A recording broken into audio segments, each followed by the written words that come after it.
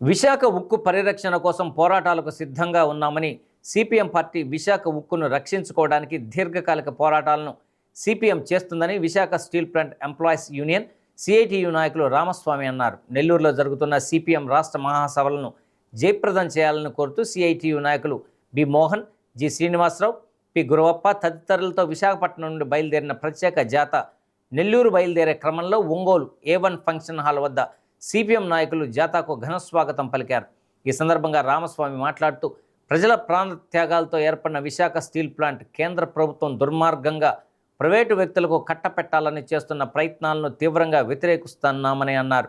అధికారంలోకి రాకముందు స్టీల్ ప్లాంట్ను పరిరక్షిస్తామని చెప్పిన రాజకీయ పార్టీలు ఇప్పుడు మాట మార్చి కేంద్ర ప్రభుత్వానికి ఒత్తాసు పలకడం దుర్మార్గమని అన్నారు. విశాఖ ఉక్కు ఫ్యాక్టరీ ప్రజల భాగస్వామ్యంతో ఏర్పడిందని, ఈ ప్లాంట్ను ప్రైవేటు వ్యక్తుల పరం చేయడానికి చూస్తే తీవ్రంగా ప్రతిఘటిస్తామని అన్నారు. ఈ కార్యక్రమంలో సిపిఎం జిల్లా కార్యదర్శి ఎస్కే మాబు, కార్యదర్శి వర్గ సభ్యులు కొండారెడ్డి, నగర పార్టీ కార్యదర్శి చికటి శ్రీనివాసరావు, జి రమేష్, కంకణాల ఆంజనేయులు, కంకణాల రమాదేవి, విద్యార్థి యువజన కార్మిక సంఘాల ప్రతినిధులు పాల్గొన్నారు.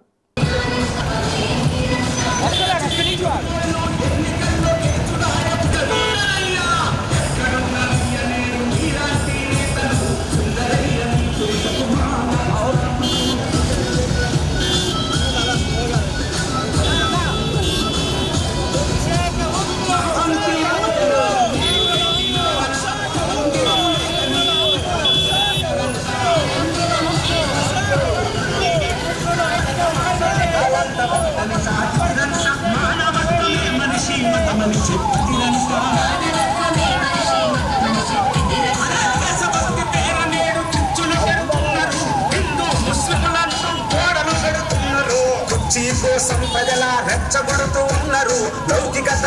28వ తేదీన బయలుదేరినటువంటి విశాఖ స్టీల్ ప్లాంట్ పరిరక్షణ జాత 28వ తేదీ బయలుదేరింది. ఈరోజు మన ఒంగోలు నగరానికి రావడం జరిగింది. ఈ జాతాలో వచ్చినటువంటి రాష్ట్ర నాయకులందరికీ పార్టీ ప్రకాశం జిల్లా కమిటీ తరఫున విప్లవ బృందంలో రెస్టారెంట్ తెలియజేస్తా ఉన్నాను.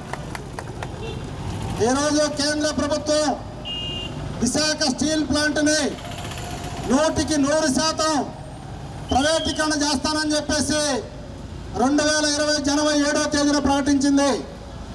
ఆ రోజు నుంచి ఈ రోజు వరకు 1450 రోజులు వీరోచితంగా రాష్ట్ర చరిత్రలో ఎన్నడూ లేనంత విధిగా పోరాటం చేస్తున్నటువంటి విశాఖ స్టీల్ ప్లాంట్ కార్మిక వర్గానికి సిపిఎం పార్టీ విప్లవ శేషాలు పలుకుతున్నది.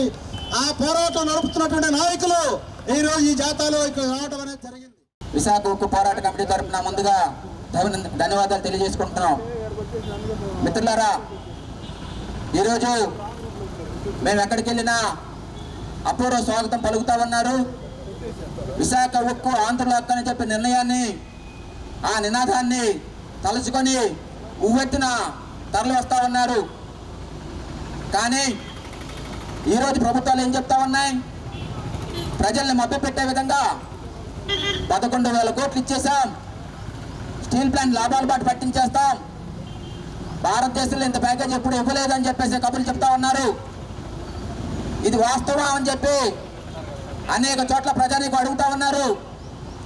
విద్యార్థులు, యువత స్టీల్ ప్లాంట్ ప్రైవేటైజ్ చేస్తే మా భవిష్యత్తు ఏంటని చెప్పి కొన్ని కాలేజీల నుంచి కూడా వచ్చి విద్యార్థులు మమ్మల్ని కలిసి అడుగుతా ఉన్నారు.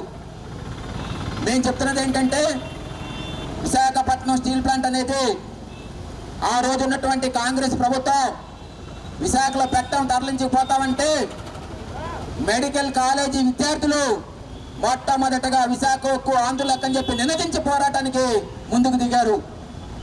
ఆ పోరాటానికి మద్దతుగా ఆ రోజు శాసనసభ్యులు ఉన్నటువంటి కమ్యూనిస్టు శాసనసభ్యులు భరత మాత ముద్దుబిడ్డ సుందరయ్య గారి నాయకత్వంలో 55 మంది కమ్యూనిస్టు శాసనసభ్యులు తమ పదవులకు రాజీనామా చేసి విశాఖ ఉక్కు ఉద్యమానికి నాయకత్వం వహించారు.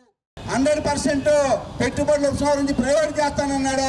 దాన్ని విరమించుకొని మేము దీక్ష చేస్తే ఆ దీక్ష కంటిన్యూషన్లో 2022 సెప్టెంబర్లో 2 రోజుల పాటు ఢిల్లీ కూడా పోయాం. మొత్తం స్టీల్ కార్మికులు, ఉద్యోగులు వందలాదిగా పోతే అక్కడ నిర్బంధించారు పోలీసులు. మొత్తం అక్కడ ఉన్నటువంటి ఢిల్లీ యంత్రాంగాన్ని ఉపయోగించి ధర్నా చేసుకోవటానికి కూడా అనుమతిని పరిస్థితుల్లో 2 రోజుల పాటు ఆ దిగ్బంధన మధ్య మా పోరాటం చేశాం. ఆ పోరాటం తర్వాత ఇప్పటికీ ఇందాక ఒక విషయం చెప్పారు రామస్వామి గారు, ఓ తీర్మానం చేసింది జగన్మోహన్ రెడ్డి ప్రభుత్వం నుండి అసెంబ్లీలో. ఏం తీర్మానం చేశారండి?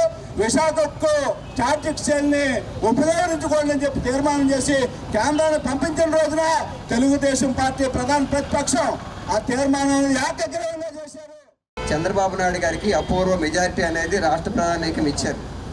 విశాఖపట్నం గాజువాకలో కూడా ఎమ్మెల్యే గారికి 95,000 ఓట్లు మెజారిటీ ఇచ్చారు.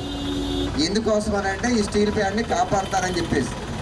ఇదే కాదు, ఈరోజు కేంద్రంలో బీజేపీ సర్కారు తెలుగుదేశం పార్టీ మీద ఆధారపడి బీజేపీ పార్టీ కేంద్రంలో నడుపుతూ ఉన్నది. ఇది మనందరికీ తెలిసిన విషయమే.